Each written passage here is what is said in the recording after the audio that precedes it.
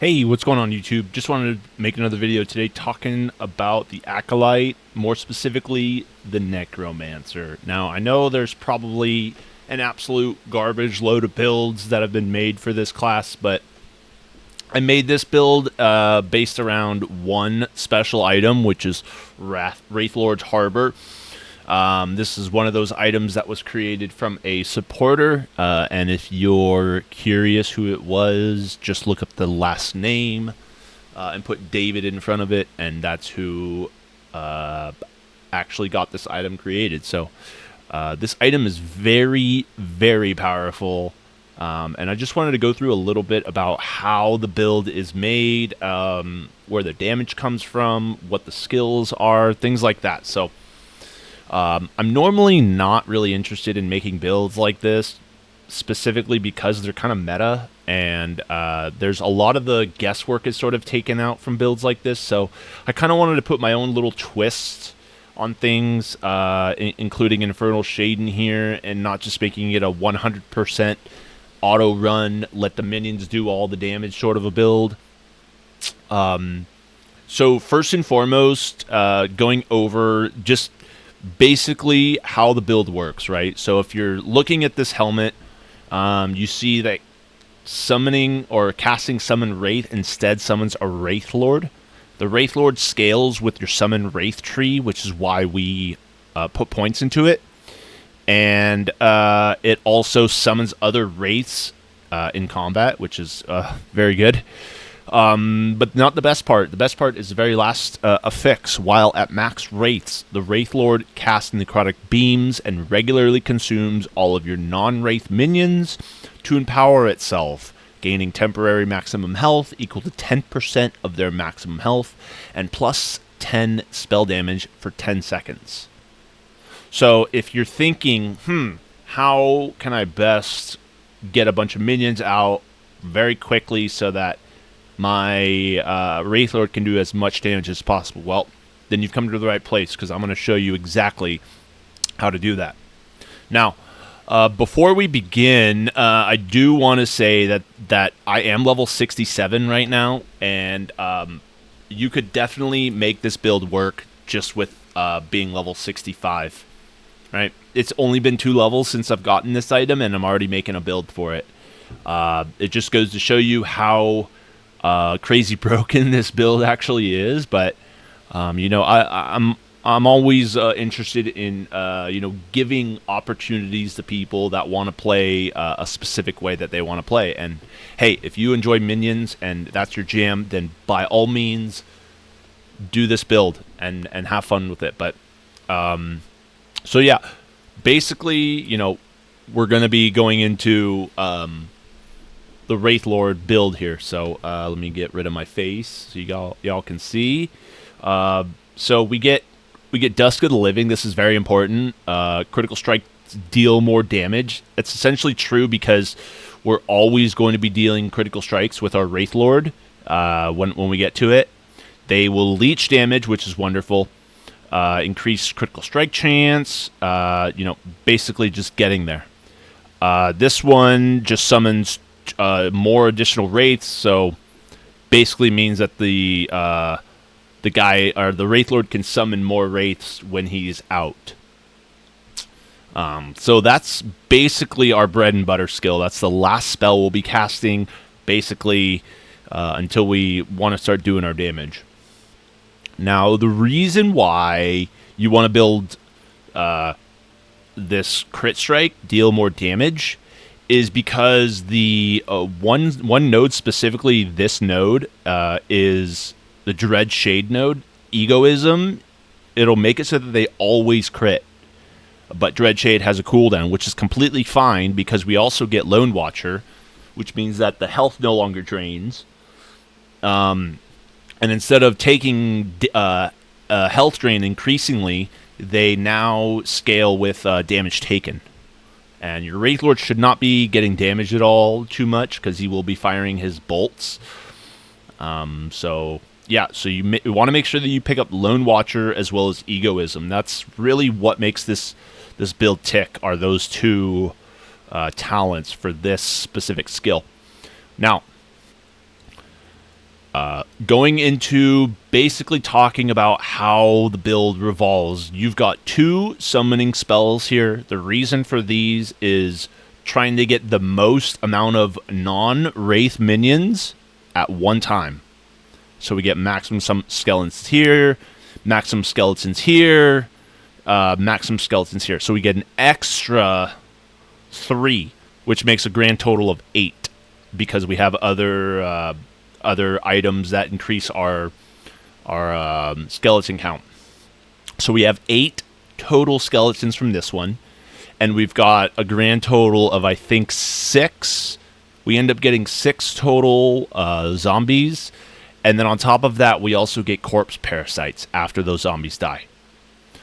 So nothing else in this skill tree really makes a difference, because the zombies are going to be eaten, and with that they will be powering the Wraithlord, and yeah, that's where a lot of your damage comes from. So I wanted to also do Infernal Shade, because I don't really enjoy running around not doing anything. I'd rather be active and contributing to damage. So getting, a chance for it to summon Blaze Shade, which is great, because that means that the Wraithlord will consume the Blaze Shade to deal more damage. Wildfires increases the damage, but reduces the duration, which is fine. And Heart of Fire, which increases the damage, but reduces the radius, which is fine. Now, kind of going into what the build kind of plays off of, right? The mastery is, 1 max skeleton, so that's where you get your 8 from. 1 max skeleton mage. You can definitely summon skeleton mages prior, but don't really recommend it. And lastly, your minions deal 50% increased damage.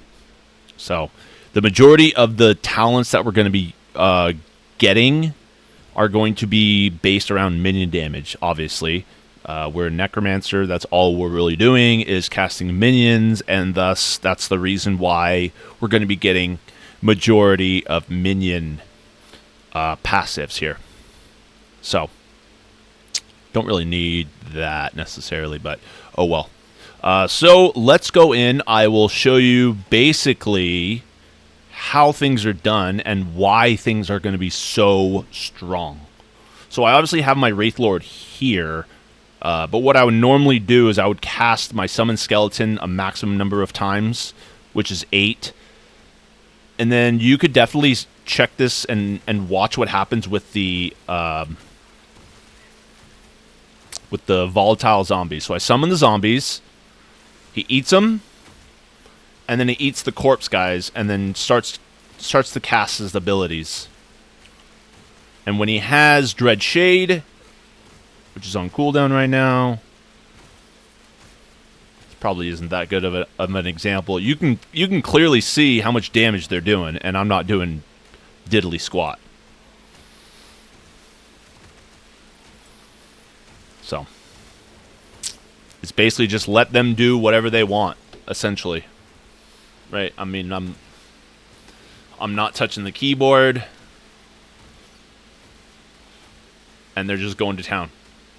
Right, the only reason why I would need to touch the keyboard would be to refresh Dread Shade on my Wraithlord, which is right there. And then I'm done again. I didn't even get it that time. Got into somebody else. But as you can clearly see, it's quite literally broken. So adding another spell in there with Infernal Shade in there really kind of makes things really easy. Oh, I guess I can only have 1 shade. Alright, never mind. That's why. So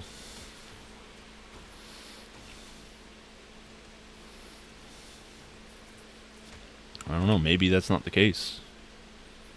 But this Wraithlord has the shade, and because he has the shade, he will always crit when it stays on him. But clearly you can still see that I'm not doing anything, and the build is just killing things themselves. Now, do keep in mind that I am wearing nothing but legendaries for this build. Now, you don't necessarily have to wear all of these legendaries. These just increase your odds of survival. Wraithlord being the main component in this build. It's the one that you want to go for specifically the most.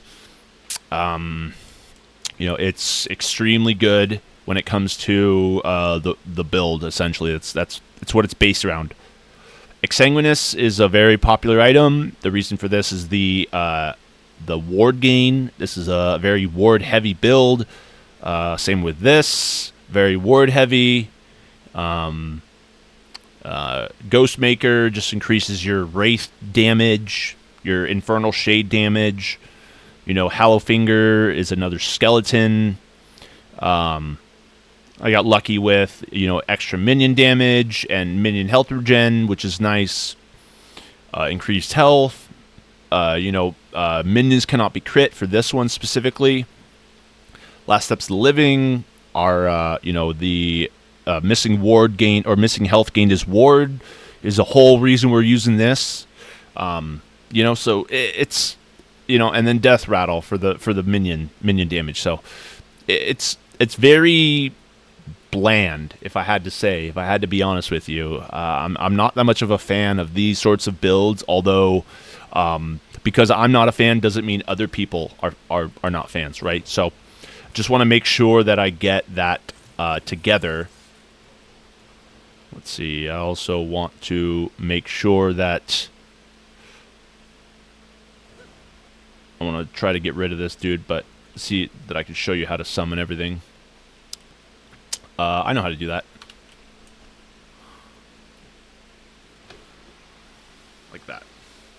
And then I'll show you basically how I start, right? What the best option is to getting everything going. But as you can clearly see, I haven't even done any of this, but I'm so confident in this build that it can literally stomp anything.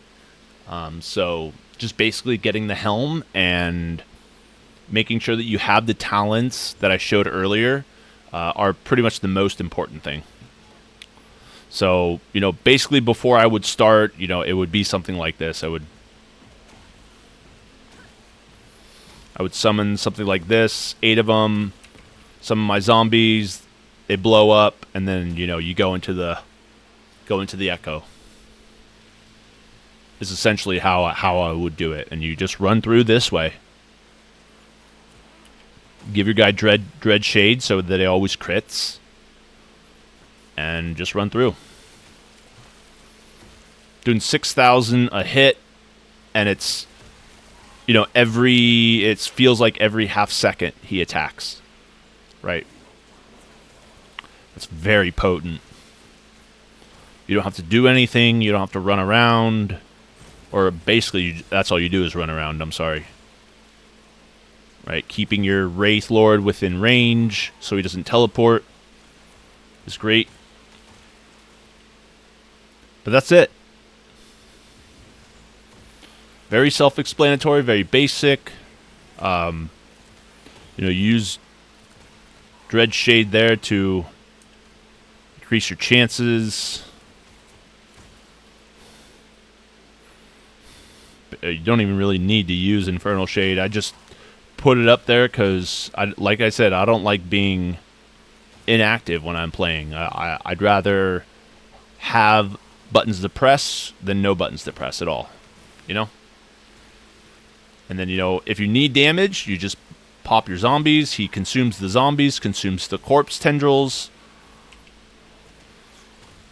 And then, see, you get 69k. Right? You're just destroying these mobs. Just destroying them. So, yeah, that's basically it, guys. I mean, I'm sure a lot of other people have seen this build. It's a very popular one, but just kind of wanted to make my own little twists with it. And yeah, so hope you guys enjoy. Let me know what you think in the comments. See you later.